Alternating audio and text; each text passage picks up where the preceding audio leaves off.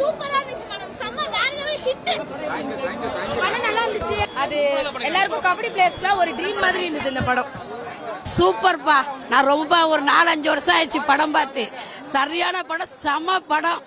படம் ஃபுல்லா என்டர்டைன்மெண்ட், ஒரு அசதியே இல்லாம நல்லா பார்த்தோம் படம்.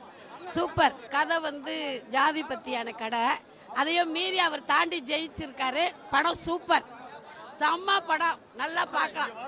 ஒரு வாட்டிக்கு 2 வாட்டி படம் பார்க்கலாம். நான் ரொம்ப நாளாச்சு படம் பார்த்து. நீங்க நல்லா பார்த்த படம். அடுத்து அவருடைய சொந்த கடையை வாழை எடுத்தாப்புல. இப்ப பைசன் காலமாடம் எங்கேயோ தூத்துக்குடி மாவட்டம் திருநெல்வேலியிலிருந்து வந்து ஜெயிச்சு ஒரு அர்ஜுனா அவார்டு வாங்கின ஒரு மனத்து கணேசன் அண்ணனை பத்தி இந்த படம் எடுத்துக்காப்புல. இது அதை மட்டும் மையப்படுத்தி இல்லாம அரசியல் அங்க நடக்கிற தென் மாவட்டங்களில் இரு பக்கம் நடக்கிற நிறைய இது நடந்திருக்கு.